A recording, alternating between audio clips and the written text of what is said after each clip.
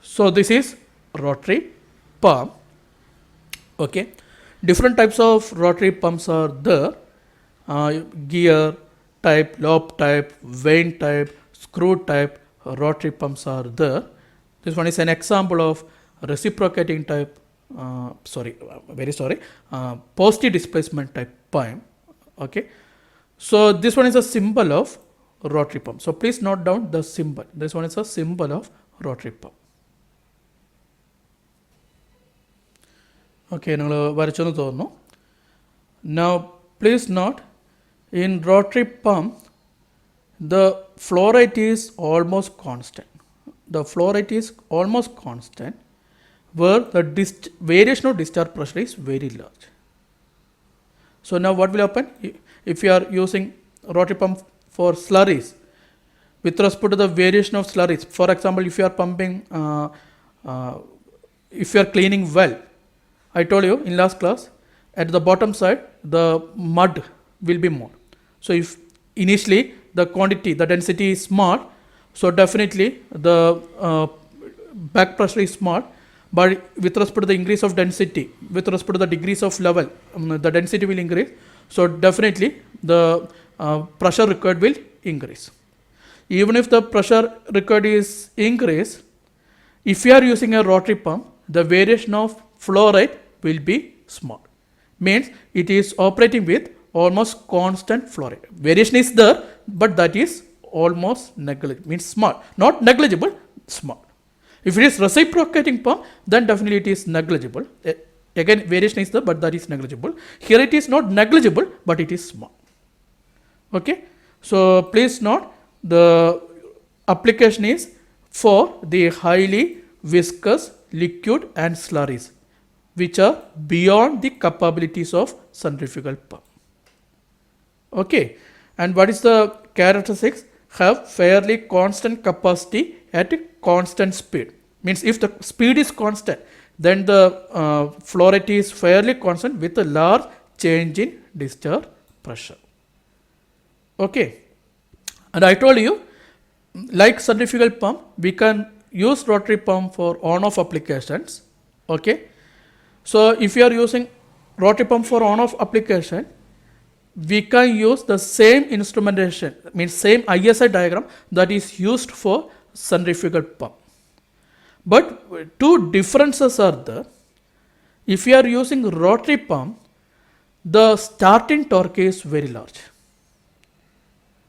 For rotary pump, the starting torque is very large.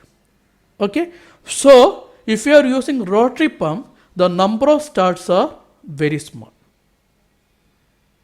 Okay, so number of starts, roughly the number of starts are less than 6. What is the reason? Because the starting torque is very large. That is one difference. And second thing, normally rotary pump is used for slurry application. To pump slurries, rotary pump is used. So definitely, if you are pumping slurries, it may accumulate inside the pump or inside the pipeline. So if it is accumulating inside the pipeline, or if it has some bends or etc., if it is accumulating inside that pump, then back pressure will generate. So always we have to use a recirculation line. So this one is a rotary pump, this one is pumping liquid. Okay, for on-off application we are not using any controller, but still we can see some accumulation of solids. So definitely the back pressure will increase. So in order to avoid that, a recirculation we have to use. So here we are using recirculation through relief valve. We are recirculating we are using a recirculating line through a relief valve. Is it okay? So that is very important. So please note, we require a recirculation line. Either that recirculation, that circulating line is open to some another process or vessel, or that one is recirculated to the resource tank. It depends upon the applications. Okay, but please note, we need a recirculation line. If you are operating rotary pump for slurry applications, for normal liquid, that is not required. Okay. Now, so that is explained here. For safety point of view, normally we can expect block or accumulation. Okay, so relief valve is normally provided with the rotary pump to protect the system. Relief valve is normally provided. So the relief valve may discharge to the pump system or to the feed tank. Okay, either it may discharge to this side, this one is a line input of that pump, or that may be discharged to the feed tank. Okay, please note this one is not a diagram of on off controller. I will give you time to note down this diagram. Okay, so for a time being, for explaining purpose, this relief valve will open the discharge line to the input side of rotary pump or to the feed tank. But in some situation, if the liquid is highly slurry, highly viscous, in some situation we can't use relief valve. Okay, at that point we have to use rupture disc. Instead of relief valve, rupture disc is used. But if you are using rupture disc, I told you why we are using rupture disc. In some situation we can't use relief valve. So at that point I told you rupture disc is used. If rupture disc is used in the discharge line, so for example if this one is a rotary pump, normally relief valve is provided in the recirculation line. But if relief valve is not possible, then in the discharge line itself the rupture disc is provided. So here itself the rupture disc is provided. Okay, understood? So here the shown one is not relief valve, this is actually not relief valve, this one is a rupture disc, because this one is a discharge line, this one is a recirculation line. Okay, so in the discharge line itself rupture disc is provided. Okay, now for throttling application. So before explaining about the throttling application, please note down this diagram. So here we are continuously varying the flow rate. We are continuously trying to throttle the rotary pump. Okay, so two way we can do that. Okay, so first thing is by varying the speed. So please note this one is the curve of rotary pump. This one is a curve of rotary pump. So if you want to reduce the flow rate, so what is the problem? Here on this curve the variation of flow rate is very small, pressure is largely changing. That is why this one is used for a high pressure application. So one option is by reducing speed we can shift this curve towards origin. That is possible. Okay, so reducing speed is one option. Okay, so please note by varying speed we can continuously control the rotary pump. So please note the capacity of rotary pump can be continuously controlled by varying the speed, because the capacity of rotary pump is proportional to the speed of pump. Okay. Okay. So please note we can control flow rate by manipulating the speed of rotation of rotary pump. So that one is shown here. This one is the P&I diagram of a controller rotary pump by manipulating the speed of rotation. Okay, so this one is a screw type rotary pump. This one is a screw type rotary. The general symbol is this one. This one is the general symbol of rotary pump. Okay, so this one is a symbol of rotary screw pump. Okay, actually this is sufficient. This symbol is sufficient. Now here, in order to vary the speed of rotation, a variable speed coupling is used. So this one is a variable speed coupling. Please note, in order to rotate a pump, we need a motor. Okay, so here we have the steam driven rotary pump. This one is a steam driven rotary pump where the flow rate of steam is manipulated. So if you are manipulating the flow rate of steam, the speed of rotation of this rotary pump is also changed. And with respect to the change in speed of rotation, the curve is shifted towards origin if you are reducing the speed of rotary pump. So how we are reducing the speed of rotation of rotary pump? The speed of rotation of rotary pump is reduced by reducing the steam flow rate, because this one is a steam driven rotary pump, this particular case. Okay, So please note, this one is a rotary pump which is pumping liquid to a spray dryer. This one is another process. This one is not important for us. This one is a next process. Okay. So into the next process, the rotary pump is pumping liquid. Okay. So in this particular application, by using the temperature measurement, the speed of rotation is altered. By using this temperature, actually maybe for explanatory purpose, if temperature is very small means maybe more liquid is pumped into the spray dryer.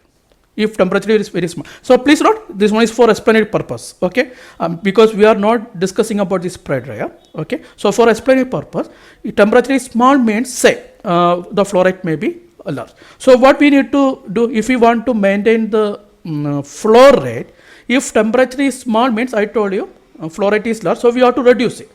So by using this temperature measurement, TRC will reduce this speed. So reducing this flow rate of steam means the rotary pump speed is reduced, so automatically flow is also shifted to origin, means flow is reduced. What happens if flow is very small? If flow is very small, then temperature is large. Explanatory purpose, temperature is large means flow rate is small.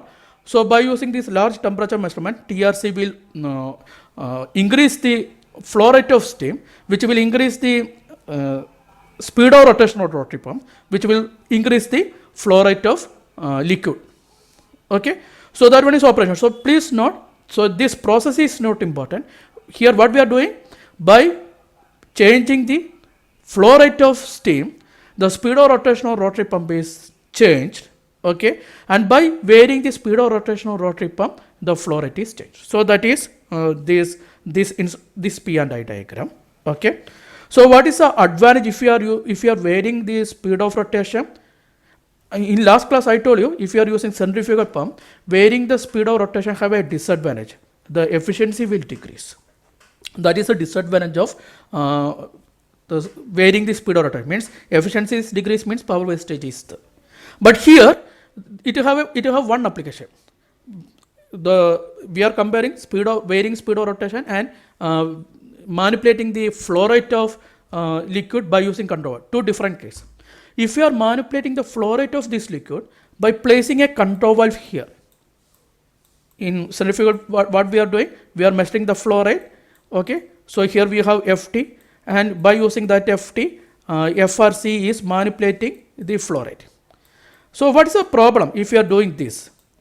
If you are doing this one is rotary pump is normally used for highly slurry liquid. So the chance of accumulation is there. Chance of blockage is there if you are using control valve. So if you are varying speed of rotation, that possibility is reduced. So varying the speed of rotation have an advantage over manipulating, throttling the flow rate. The speed of varying speed of rotation have an advantage over manipulating the flow rate, discharge flow rate. Okay, and this advantage we can reduce the possibility of blockage. Okay, so please note, it is favored when it is desired to avoid control valve on slurry surface. Okay, if you are using control valve, the chance of blockage is there. Okay, so if it is not there, then instead of using speed variation, we can place a control valve. By manipulating the flow rate, in order to manipulate the flow rate, we can place a control valve if the chance of blockage is not there. But if you are using this control valve, then from this point we have to take a bypass recirculation. We have to take from the inlet side of the input side of the control valve. We have to take a recirculation line. That is also very important. If you are manipulating the flow rate of the discharge line by using a control valve, definitely we need a bypass line. Okay, but if you are using rotary pump, the need of bypass line, it depends. In some situation, in this picture, a bypass is shown here through a ruptured disc. Okay, bypass line is shown here. But if it is not needed, we can avoid that if you are using speed control. But if you are manipulating the flow rate of discharge line, definitely we have to use the bypass line. Okay, so please note that. So this one is the P and I diagram of control of rotary pump by manipulating the speed of rotation or by manipulating the steam flow rate, because this one is a steam driven rotary pump. Okay. So this one is throttling control. So this is actually two section. First part is discussing about the safety and second part is discussing about the throttling control. Okay. So now a small discussion. There is much discussion about the control of reciprocating pump. This one is a reciprocating pump. Okay, you can see that compared to centrifugal pump, especially compared to rotary pump, actually rotary pump and reciprocating pump are used for high pressure application. Please note, compared to centrifugal pump, both rotary pump and reciprocating pump are used for high pressure application or low flow variation applications. But compared to rotary pump, the reciprocating pump have a disadvantage. The disadvantage is it is not providing a continuous flow, because it is for a particular duration it is pumping a particular amount of or particular quantity of liquid fluid. For another duration it is not pumping anything, it is taking liquid to that reciprocating pump. So as shown in this figure. So here you can see that here the liquid is taken for one moment. If piston is moving to left side, then it is taking liquid. If the piston is moving to right side, the liquid is pumped into the nesting process. So this one is a pulsed type flow rate. It is giving a pulsed type flow rate. This one is a symbol of reciprocating pump. Okay. So this is a reciprocating pump. Okay. So as it have piston, we need some actuation here. So that one is shown here. Okay. Now this one is a pump curve. So you can see that theoretically this one is a vertical one. Theoretically, vertical one means flow is constant. Only pressure is varying. Flow is constant. But practically a slight change in flow is there. Practically. So this dotted one is the actual curve. Okay. So please note this is used for high pressure and low flow variation applications. Okay. So please note the main thing is, maybe advantage or disadvantage, main thing is it is delivering a fixed volume of fluid per stroke. After a particular positive movement, it is providing a fixed volume of fluid. For a negative movement, it is not providing any flow. It is not delivering any fixed volume. Okay. So it have two application. So normally, if it is an electrical reciprocating pump, what is happening? If it is receiving an electrical signal, a electrical pulse or a electrical signal or a small pulse like this one. This one is electrical signal. So if it is receiving this one is moved to right side. After this one, during this off stage, this one is moved to left side. So that is happening. So here the important control action that is possible is the on-off action. On-off action means by changing this off period, we can reduce the flow rate. Flow rate means I told you per one stroke it is delivering a fixed quantity. So say during the positive side it is providing this much quantity.